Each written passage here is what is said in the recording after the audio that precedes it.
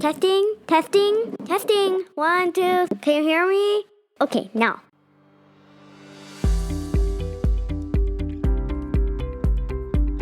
Hola, buenos días, buenas tardes, buenas noches. Gente de Platiquemos Entre Padres, les queremos dar la bienvenida una vez más a este su podcast Platiquemos Entre Padres, en donde hablamos de muchos temas relacionados a la crianza, al bienestar de nuestros hijos, a nuestro bienestar como padres. El día de hoy estoy aquí con una amiga muy querida. Que he decidido invitar al podcast y gracias a Dios me dijo que sí, porque tiene mucho conocimiento, tiene mucho amor por la comunidad latina y tiene mucho que ofrecer. Entonces, muchísimas gracias por decir que sí. Ella se llama Ivette Donne, es mexicana, es psicóloga de la Universidad de Washington y ahorita su labor se centra mucho en enfocarse en la prevención y el manejo de crisis en salud mental. A largo, mediano, corto plazo, especialmente en el lado infantil y juvenil. Entonces, ella viene el día de hoy justamente a hablarnos de eso, ¿no? Entonces, muchísimas gracias, Ivette, por hacerte el tiempo. Sabemos que eres una mujer muy ocupada con muchas cosas que hacer, pero muchas gracias por hacerte un espacio para venir a hablar a este podcast. Gracias por la invitación. Muchas gracias por la invitación. Bueno, siempre me gusta, yo sé que Ivette, aquí en la comunidad de Washington tú eres súper famosísima, pero bueno, para las personas que nos estén escuchando que todavía no tengan el privilegio de conocerte, cuéntanos un poquito quién eres. Claro, pues mi nombre es Ivette. Trabajo como psicóloga en el área de Pierce County. También me di a conocer un poco porque por un tiempo tuve una organización que se dedicaba a promover el deporte y el bienestar en la comunidad hispanohablante. Y tengo un programa de radio en Beta Radio Universal que antes hablaba como del bienestar en general y ahorita lo hemos modificado a hablar precisamente de salud mental para desmitificar muchas cosas que escuchamos en línea y para también hablar de pues la veracidad de las fuentes y hablar de cómo y por dónde empezar a manejar ciertos aspectos de la salud mental. Qué interesante, muchísimas gracias por eso y por traer como estos temas tan necesarios, sobre todo en la comunidad latina, sobre todo en esta época en donde hay tanta desinformación en la nube, o sea, hay tantas personas hablando de cosas que son más serias, como son la salud mental, que, bueno, considero que debe de ser tomado un poco más, no tan a la ligera, Sí, em, de por la acuerdo. misma salud mental de la comunidad, ¿no? Sí. Pero bueno, el día de hoy nos vamos a enfocar un poquito en lo que son los niños y el tema que trae Ivette es cómo manejar estos comportamientos que de repente podríamos considerar agresivos en los niños y bueno, va a ser todo esto muy enfocado a lo que es la salud mental. Y quisiera preguntarte para empezar esta entrevista ¿qué es considerado, también para que las personas que nos escuchen sepan, qué es considerado un comportamiento agresivo en niños? Un comportamiento agresivo es cualquier comportamiento que ponga en riesgo ya sea su seguridad o la de otros. Con su seguridad puede ser el simple hecho de dejarse un moretón o puede ser el hecho de lastimarse las manos. Y la seguridad de otros, pensemos en cuando se avienta un objeto, ¿no? O sea, a veces puedes decir, ay, que tire, no sé, un berrinche en el piso no está afectando o no está haciendo un comportamiento agresivo, pero si está pegando y se está pegando, porque hay muchos niños que se azotan, es un comportamiento agresivo. Ujú. Qué bueno que se queda esto clarificado porque dentro de lo que es el ámbito de la infancia hay comportamientos que son adecuados a la edad, como lo acabas de decir, ¿no? O sea, los berrinches y que de repente los desbordes emocionales que si bien nos intimidan y podemos decir, ay, son agresivos, o sea, el hacer esa como que la diferencia, ¿no? O sea, si es agresivo, si se está haciendo daño a sí mismo o le está haciendo daño a alguien más. Ujú. Sí, porque como dices, la regulación emocional como tal en niños se aprende en esa etapa y en esa edad, y para aprenderla hay que tener estos desbordes de emociones muy altos y muy bajos. Entonces, un berrinche a ciertas edades es muy normal, pero si el berrinche viene acompañado de violencia hacia sí mismo o hacia otros, entonces ya estamos hablando de un comportamiento agresivo. Oye, y por ejemplo, en tu experiencia, qué quiere decir esto? Como cuando los niños tienen un comportamiento agresivo, ¿qué nos está diciendo? Puede ser muchos factores y ahí es como también, híjole, a ver si no me meto en problemas con esto, pero desmitificar un poquito el autismo también, Porque hay mucha gente que cuando les dan un diagnóstico de autismo a sus hijos, sienten que es como la muerte, es como que ahora qué voy a hacer. Entender que a veces un comportamiento agresivo puede ser señal de otra enfermedad de salud mental, un trastorno, un desorden, y no quiere decir que tu hijo no va a poder tener una vida plena. Quiere decir que hay que adaptar ciertas cosas para que el niño se pueda desarrollar de esa misma manera. Entonces, un comportamiento agresivo pueden ser muchas cosas. Una, que no hay regulación emocional. Otra, que puede el niño traer autismo, déficit de atención y hiperactividad. Ay, no sé cómo se llama en español, pero en inglés es Obedience Defiant Disorder. Ujú. Es muy común en niños. Es como, no sé si es el desorden como de la desobediencia. Um, Puede también, un niño nunca va a poder, o sea, un niño no se le puede diagnosticar con bipolaridad ni con sociopatía, pero se diagnostican con desórdenes de la personalidad. Entonces, para empezar, todo eso puede ser un factor. Otro factor, como dije, puede ser que no sepa regularse emocionalmente. ¿Por qué? Porque tal vez los papás tampoco sepan regularse. Por más que el papá diga, no, es que yo nunca me enojo frente a mi hijo, yo nunca le grito, pero te ve gritar, te ha visto a ti enojado, los niños imitan. Es como también las mamás que hablan mucho del ser muy positivas con la imagen de sus hijas, pero ¿cómo te hablas tú? Porque como te hablas tú es como tu hija se está viendo que se va a hablar. Lo mismo con los comportamientos. Si tu hijo ve que cuando te enojas pegas o no sé, tal vez hasta te agarras la cabeza, va a imitar esos comportamientos. No sé si me fui mucho, pero es más o menos eso. O sea, cómo identificar, o sea, cómo saber por qué lo está haciendo. Primero, reflexiona en cómo te enojas tú. ¿Qué es lo que tu hijo ha visto? Porque incluso lo que tú crees que no ha visto, seguramente lo ha visto. ¿Cómo te enojas tú? Ahora, no empata con cómo te enojas tú o cómo se enoja si hay un papá, o sea, si hay dos papás, dos mamás, lo que sea en la familia, si no empata con eso, entonces preguntar el ambiente en el que está en la escuela. ¿Hay algún niño, hay algún compañero del que él llegue a ver ese tipo de actitudes o comportamientos? ¿No? Entonces preguntarse, ¿puede que haya algún tipo de diagnóstico?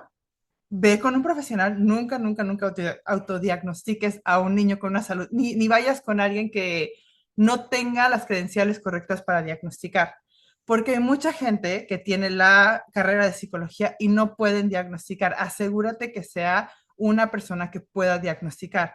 ¿Cómo saberlos? Hay una um, como certificación aquí en el estado de Washington, que es el Professional Health, Mental Health, Professional of Mental Health, ellos ya pueden diagnosticar. Y eso es súper importante. No porque tenga maestría, no, no quiere decir que pueda diagnosticar. Asegúrate que sea una persona que te pueda diagnosticar. Ahora, no sale ningún diagnóstico tampoco. Dicen que tu hijo no tiene ningún desorden. Entonces, preguntarte, ¿sabe regularse? Y si no sabe regularse, trabajar en la regulación emocional. Esto se me hace súper importante que compartes porque lo que decíamos hace ratito, ahorita en las redes hay muchísima información y mucha desinformación y todo el mundo parece saber mucho, sobre todo, o sea, sobre todo en las redes sociales, todo el mundo parece que sabe todo y, y qué importante cuando se trata de nuestros propios hijos y de comportamientos, conductas o cosas que de repente decimos, a lo mejor esto debería ser diagnosticado, debería ser a lo mejor revisado, el saber que tenemos que acercarnos con las personas indicadas, ¿no? O sea, y de que sabemos, tenemos que saber buscar las certificaciones que tiene que tener esa persona y eso implica, o sea, una investigación de nuestra parte y, y que realmente el eso, ¿no? El saber que por el bien de nuestros hijos, pues no puede ser con cualquier persona. Entonces, eso me latió bastante y también que dijeras eso de la desmitificación del autismo, porque también hablábamos en unos episodios anteriores, tenemos un episodio en autismo y la persona que vino a hablar de eso justamente hacía esa misma, o sea, recalcaba eso mismo, ¿no? O sea, el autismo es un espectro tan grande que no todos o sea, no es agresivo, es autista, no es sinónimo. Entonces, qué bueno que tú también traigas eso para que las familias lo escuchen y lo reescuchen y lo reescuchen para que eso ya se desmitifique de una. Súper importante. Bueno, entonces, por ejemplo, estoy teniendo como si los papás se encuentran teniendo algún episodio como de estos agresivos en sus hijos, ¿Cuáles son algunas herramientas o algunas cosas que como adulto yo podría hacer para poder apoyar a mi niño cuando está presentando este tipo de comportamientos agresivos? Y esto es bien difícil porque en el momento se nos apaga el cerebro a todos, pero muchas veces siento que como tener herramientas, aunque sea como en the back of the mind, como dicen, o sea, como ayuda, ¿no? Sí, pues mira, una es entender que todo comportamiento humano tiene un porqué. O sea, cuando tú le haces ojitos a tu esposo, ¿por qué? Quieres algo. Quieres un beso, quieres un abrazo, quieres algo. Cuando no te entiende, haces, ay, ¿por qué? Porque no estás obteniendo lo que estás buscando. Ahora maximiza eso con un niño. Cuando un niño se enoja, primero es entender como papá por qué mi hijo se enoja antes de dormir. Y es que siempre antes de dormir se enoja, o sea, no puedo controlarlo y no sé, o sea, empieza a pegarse en las paredes, empieza a tirar cosas. ¿Por qué? O sea, ¿por qué es antes de dormir? Entonces pregúntale a él, pregúntale a tu hijo, ¿por qué no? O sea, ¿qué sientes o qué está pasando antes de irte a dormir? Desde ahí. Ahora, ya que te dice, no sé, porque me da mucha incertidumbre el saber si voy a despertar o no, que de verdad es un problema que los niños tienen, les da mucho miedo saber si van a despertar o no, porque pues a veces empiezan con los terrores nocturnos o pues películas que llegan a ver. Am, entonces crea tal vez un horario, un itinerario para que haya cierta certeza y seguridad de que va a despertar, ¿no? Ahora, yo sé que no podemos asegurar eso para nadie, pero crear ciertos horarios o rutinas ayuda nada más en esa parte. La otra parte, cómo ayudar a un niño, y de hecho esto es también para adultos, que esté en ese momento teniendo un episodio o esté mostrando ciertas señales de agresión, y sobre todo si es agresión que ya se está lastimando o lastimando a otros, practica herramientas de afrontamiento. Mucha gente escucha hablar de las herramientas de afrontamiento y de que respira profundo y medita y que salta a caminar, dibuja, lo que sea, pero ¿qué tanto lo estás practicando? Una herramienta de afrontamiento no te va a funcionar a menos que no la practiques antes. Ahora, es cierto, esto de tener tu cajita de herramientas atrás de ti es útil, pero si no la estás viendo, no te va a funcionar. En psicología es como en el deporte. Si tú no sales a correr diario para correr un medio maratón, el día del medio maratón te va a doler todo y quién sabe si lo termines. Y si lo terminas, ¿en qué calidad lo vas a terminar? Es igual, las herramientas de afrontamiento se tienen que practicar regularmente, 2 a 3 veces por semana, una para identificar cuáles te funcionan a ti, cuáles le funcionan a tu hijo y que se vuelva ya algo automático. O sea, que cuando el mismo niño identifique que está molesto, que esto habla de la regulación emocional, el niño sepa qué hacer. Te puede decir, necesito espacio. Y tú sabes que ya él sabe cómo mantenerse seguro. Entonces le das ese espacio. Necesito algo frío. Le puedes poner un trapito frío, o sea, ya aprende el niño a también regularse, pero ¿cómo? Practicando las herramientas durante la semana. Y no es poner a tu hijo de, son tus 5 minutos de coping skills, de herramientas de afrontamiento. No, no, tú las tienes que hacer con él o con ella, porque si no, cuando tú le pidas que lo haga, es como cuando un adulto le dicen, cálmate. Pues no, o sea, no lo va a hacer. Eso es de verdad tan importante, sobre todo porque muchas veces como mamás y como papás queremos como que ya tengo la herramienta y la voy a usar a la siguiente que me pase y la herramienta si no funciona pues no sirve. Pues no, es que es a largo plazo, es que se construye, es que tienes que intentarla 1, 2, 10, 5 50 veces y entonces ya para que empiece como que a agarrar y ver si te funciona como dices eso, ¿no? Si ver si te funciona o no, porque a lo mejor puedes intentarla 10 veces y ver, o sabes qué, o sea, pero no hay manera en la que sepas si te funciona o no te funciona si no la intentas varias veces, ¿no? Porque cada situación también es distinta, ¿no? Pero sí, qué importante eso, el aprender las herramientas de afrontamiento y practicarlas con los niños, que también eh, algo súper útil para nuestra propia salud mental, ¿no? De como padres, como adultos, como gente que trabaja con niños, ¿no? Mm. Em, ¿Qué te iba a decir? Ahorita que estábamos hablando esto de las herramientas de afrontamiento y nos empezamos a meter un poquito en el tema de salud mental. Este tipo de comportamientos, el comportamiento agresivo, ¿podría llegar a ser algún síntoma de repente a lo mejor problemas de salud mental infantil? Claro, bueno, no sé, sí, claro, o sea, y también tiene que ver con trauma, o sea, y también, bueno, hablando un poco de trauma, y te digo, es que a mí yo me puedo ir, o sea, Sí, tú dale. hablando de trauma, fíjate, si tu hijo está teniendo regresiones, pon mucha atención. O sea, si tu hijo, y a regresiones me refiero a, por ejemplo, si ya iba al baño independientemente y otra vez está mojando la cama o no llega al baño, pon mucha atención, algo pasó ahí. Normalmente, o se está chupando el dedo y ya no lo hacía. O sea, normalmente las regresiones nos hablan de un trauma.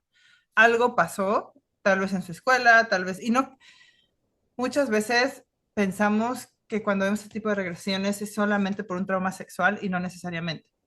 Puede haber un tipo de abuso físico, psicológico que está pasando en algún área en su vida y está haciendo estas regresiones. Lo mismo con la agresión. La agresión puede ser que lo haya visto en algún lado y sea como una conducta derivada de un trauma.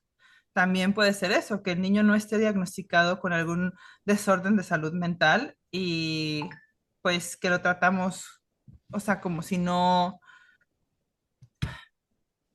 tuviera ese desorden. O sea, Ujú. no va a funcionar igual. O sea, un niño con TDAH, por irnos, porque mucha gente le pega al autismo. Vámonos con TDAH. Un niño con TDAH es un niño que no puede estarse en paz, que de hecho cuando lo regañas no te ve a los ojos, cuando le hablas a veces no te ve a los ojos y necesita estar haciendo otra cosa.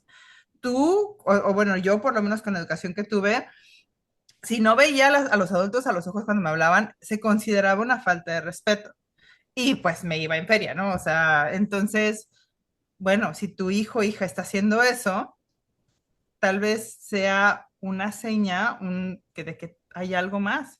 Y en lugar de regañarlos, lo cual tal vez el niño haga como de es que no me entienden y eso se convierte en una rutina que luego se convierte en un comportamiento agresivo porque no se siente comprendido el niño y porque no está siendo comprendido, se puede evitar todo eso si lo llevas a diagnosticar. O sea, si lo llevas con un doctor general, aquí en Estados Unidos tiene que ser a fuerza con el doctor general, y decir, nada más quisiera hacer o sea, quisiera ver un psicólogo que viera a mi hijo.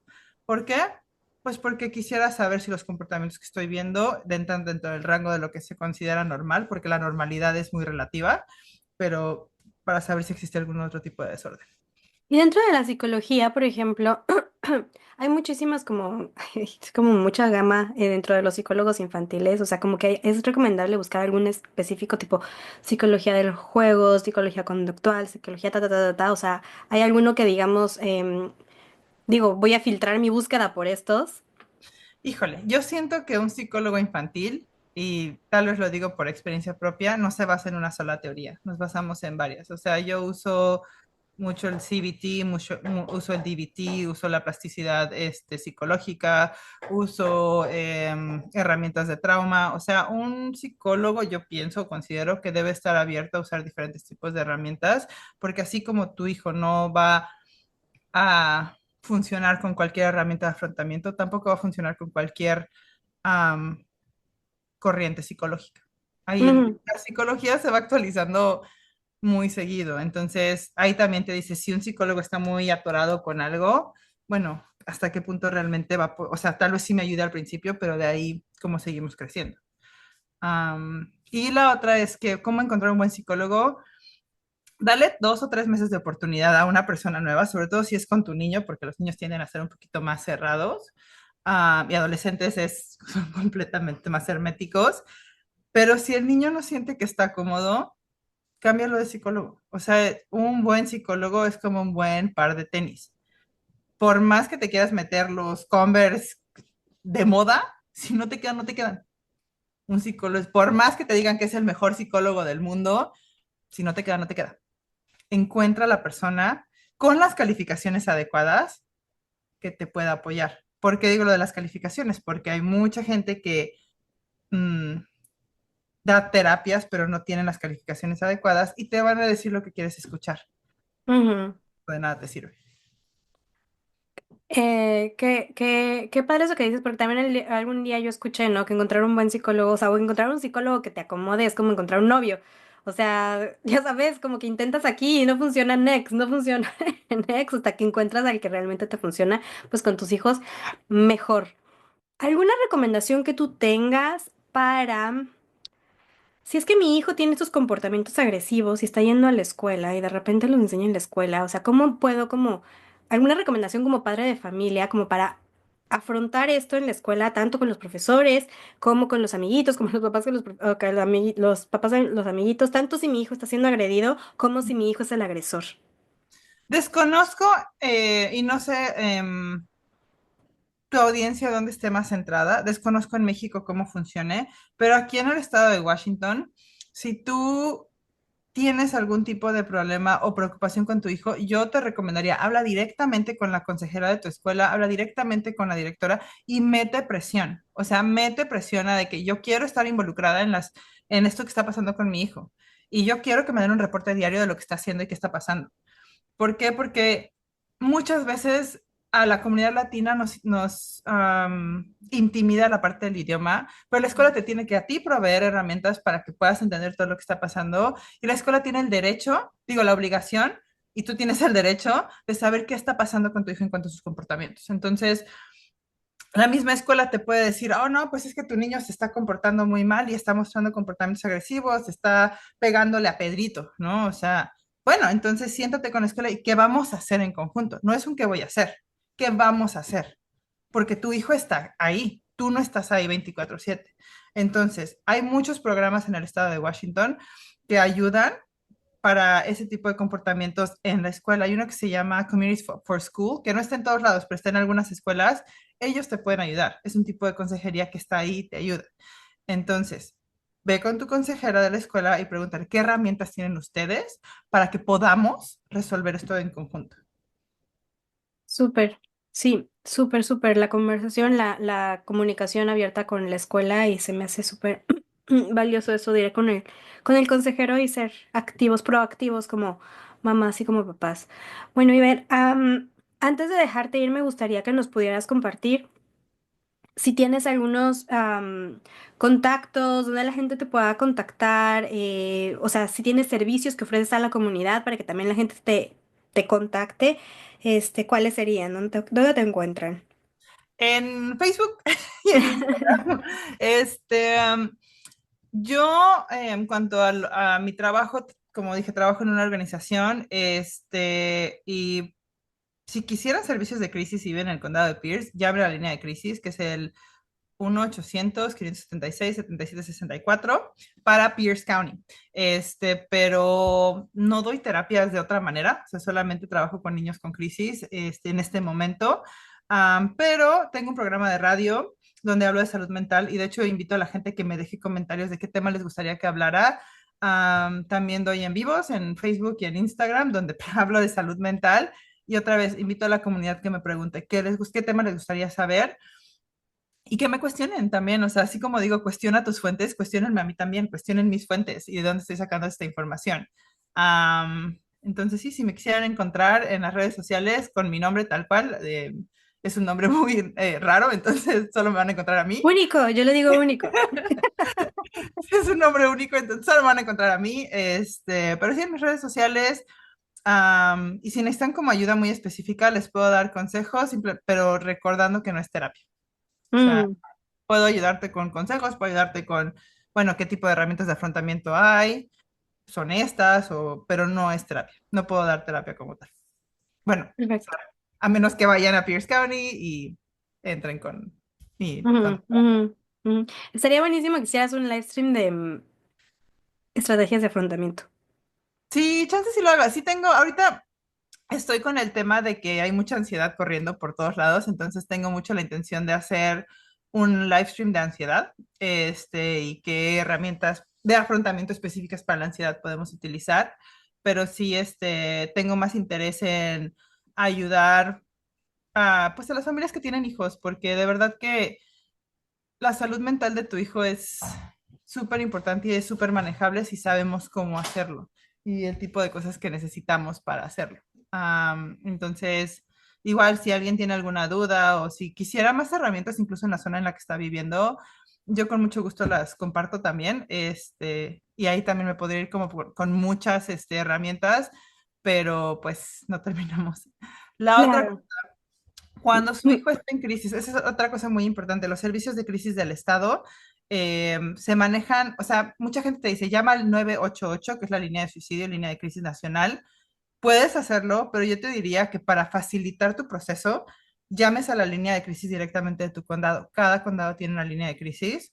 Te evitas una hora de tiempo, porque de la línea suicida tienen que ir como al estado y luego del estado al condado. Entonces, son muchas líneas, o sea, va pasando el teléfono, el teléfono, el teléfono. Entonces, llama a tu línea de crisis de tu condado, investiga cuál es, para que tengas apoyo inmediato.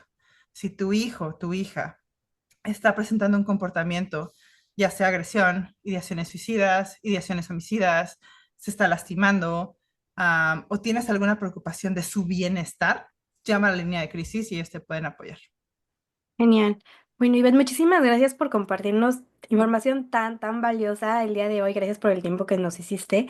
Y y pues bueno, esperamos poder colaborar juntas en algunos otros proyectos más tarde. Mil gracias por estar aquí. Y bueno, también muchas gracias a las personas que nos están escuchando. No se olviden de seguir a Ivette en sus redes sociales para que aprendan un poco más de salud mental con todos los recursos que ella tiene en Vete Radio también. Y si no le han dado seguir al podcast, es un buen momento para hacerlo. Así cada vez que un episodio como este salga, ustedes van a ser los primeros en enterarse. Entonces, muchísimas gracias por seguir escuchando y nos seguimos escuchando a la próxima. Bye.